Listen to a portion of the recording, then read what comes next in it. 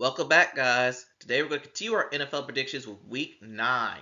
And last week I went 9-4. I thought I did better than what I did, but my total season record is 77-43. And we're down past the halfway mark of the season and the final week before the trade deadline.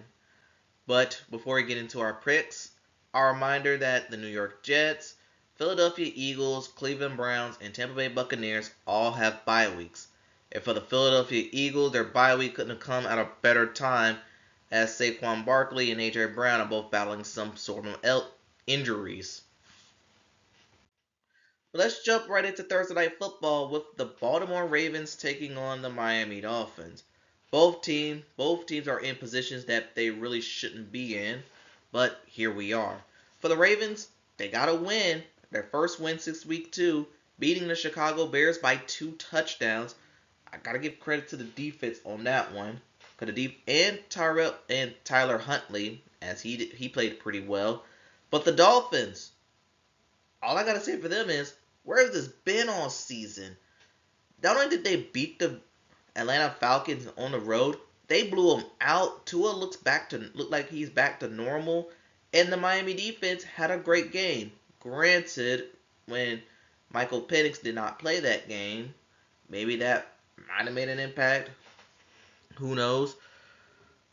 But Thursday Night Football, both teams picking up their second wins of the season. But for the But in this game, I feel like it's going to be more important for Baltimore because they're getting Lamar Jackson back in this one. And they're also getting some defensive reinforcements back as well. Because they said Lamar could have played last week, but I think they knew since they're playing a Thursday night game, they want to hold him out for just 1 week longer. So that's why he did not play last Sunday. And with this game being on the road against Miami, I'm going to go ahead and pick the Baltimore Ravens to win this game. However, I will say the last time the Ravens played on Thursday night against the Dolphins, they were upset, and it was part of the reason why they missed the playoffs. So keep that in mind. And that takes us right into Sunday slate, where we have the Chicago Bears taking on the Cincinnati Bengals. The Bears lose in their 3-game losing streak came to an end against the Baltimore Ravens. Meanwhile, the Cincinnati Bengals end up blowing it against the New York Jets. Zach Taylor needs to be fired, as well as the defense needs to be nuked after their effort. And this game could go in any direction. And the Bears are favored on the road. But given that they're playing against a terrible Cincinnati defense, I'm still going to lean towards the Bears to win this game.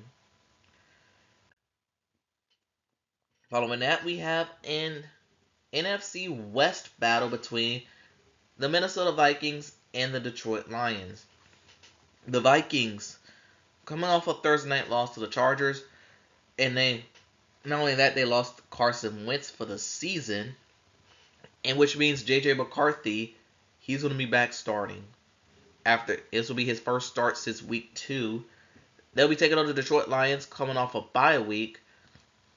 And last time we saw them, they picked up a huge Monday night victory over the Tampa Bay Buccaneers. And in this game, Detroit's at home. I can't go against that. Coming off a bye week and they're at home, it spells a Detroit victory for me. And now we have the Carolina Panthers taking on the Green Bay Packers. Packers will be wearing their 1922 throwbacks in this one. And speaking of the Packers, they were the ones to get revenge on Aaron Rodgers as they picked up a huge win on Sunday night. And despite being 5-1-1, they're the number 1 overall seed in the NFC right now. And that's setting up a huge Monday night game against the Philadelphia Eagles next week.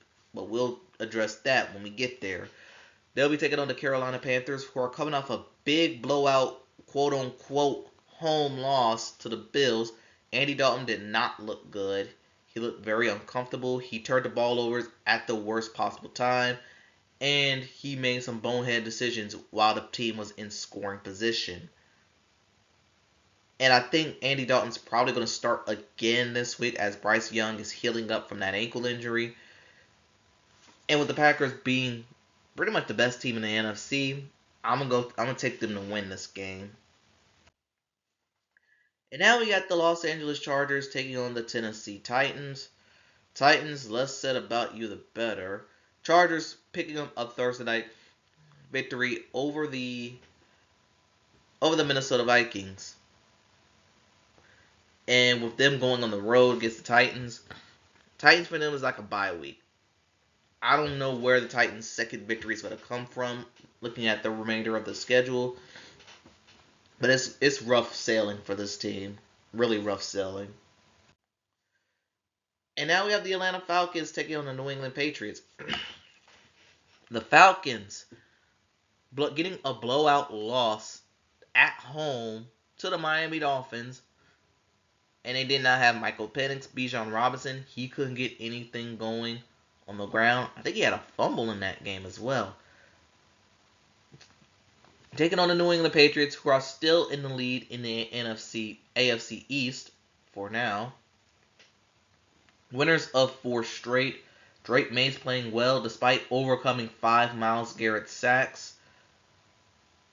And with them being 6.5-point favorites at home, I'm still going to take the New England Patriots to win this game. And they'll make it 5 in a row. Now we got the San Francisco 49ers taking on the New York Giants. The 49ers coming off a loss to DeMeco Ryans' Houston Texans. And the Giants coming off a loss to the Philadelphia Eagles, where not only did they lose, they kind of got hoed by the refs. And they lost Cam Scatterboo for the year. Again, speedy and safe recovery, dude. That was a gruesome injury. And looking at this game, without Malik Davis, without Scatterboo, the Giants face an uphill battle in this one. And for the 49ers, well, injuries caused them to be playing an uphill battle to begin with. And I do think the Giants do have a shot to win. But I'm actually going to go with the 49ers to win on the road. I think this is going to be a get-right game for them. Hopefully the defense can rebound after a kind of a rough showing last week. And it's only a matter of time this team can get reinforcements back. They already got Kittle back. They just got to wait for Ayuk and Pearsall to come back. And then, oh boy, we actually have a pretty decent game here. We got the Indianapolis Colts taking on the Pittsburgh Steelers. The Colts blowing out the Tennessee Titans. Not hard to do. And right now, they have, in my opinions, the 2 MVP candidates in Jonathan Taylor and Daniel Jones. I think Daniel Jones might be a lock for comeback player of the year. Well, it's going to be between him and Dak Prescott. We'll have to wait and see how that goes. They'll be taking on the Pittsburgh Steelers, where they're coming off a loss to the Green Bay Packers. It's now 2 losses in a row, and 2 losses where the defense are playing its age. They look old and slow. Well, hopefully Kyle Duggar, who is traded to the Pittsburgh Steelers from the New England Patriots, can help add some youth there. And you know what's crazy? This might be my upset pick of the week.